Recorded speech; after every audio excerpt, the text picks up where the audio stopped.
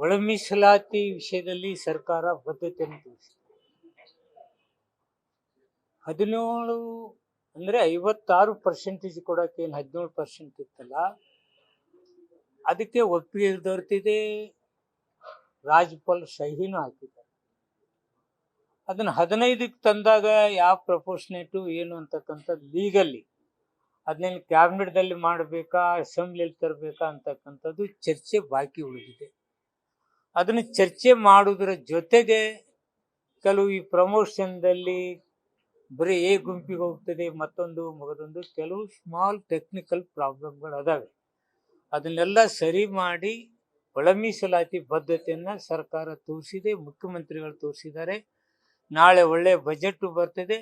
ಒಂದು ಮನವಿ ಮಾಡ್ಕೊಳ್ತಾ ಇದ್ದೀನಿ, ಸರ್ಕಾರ ಏನು ಬದ್ಧತೆ ತೋರಿಸಿದೆ ಅದಕ್ಕೆ ತಾವು ಏನು ಸಂಘಟನೆದಾರ ಏನಿದ್ದೀರಿ ಅವರೆಲ್ಲರೂ ಶಾಂತ ರೀತಿಯಿಂದ ಇರಬೇಕು.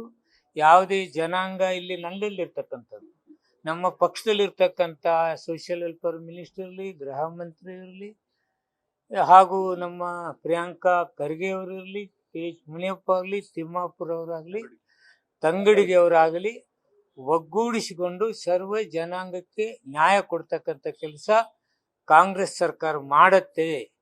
ಲೀಗಲ್ ಹಾಗೂ ಟೆಕ್ನಿಕಲ್ ವಿಷಯಗಳೇನು ತೊಂದರೆಗಳಿದಾವೆ ಆದಷ್ಟು ಬೇಗ ಶೀಘ್ರದಲ್ಲೇ ಅವ್ನು ಬಗೆಹರಿಸ್ಕೊಳ್ತೇವೆ.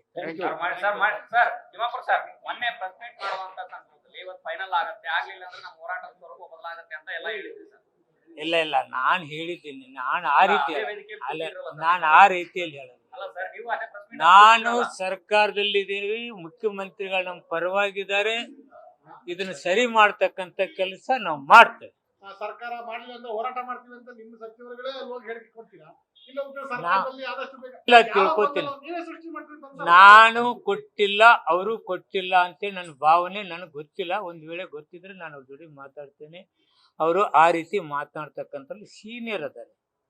ಇದು ಒಂದು ಯಾವುದೇ ವಿಷಯಗಳನ್ನು ತೆಗೆದುಕೊಳ್ಬೇಕಾದ್ರೆ ಎಲ್ಲ ಜನಾಂಗನ ಪ್ರೀತಿ ವಿಶ್ವಾಸನ ತೆಗೆದುಕೊಳ್ಬೇಕು. ಅದೆಲ್ಲದಕ್ಕಿಂತ ಹೆಚ್ಚಿಗೆ ಕಾಂಗ್ರೆಸ್ ಸರ್ಕಾರ ಪ್ರಣಾಳಿಕೆಯಲ್ಲಿ ಹಾಕಿದ್ದೀವಿ, ಯುನಾನಿಮಸ್ಸಲ್ಲೇ ನಾವು ಪಾಸ್ ಮಾಡಿದ್ದೀವಿ.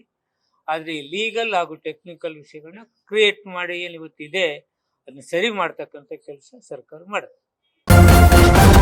ನ್ಯೂಸ್ ಫಸ್ಟ್ ನಿರ್ಭೀತಿಯಿಂದ ನಿಮ್ಮ ಪರವಾಗಿ.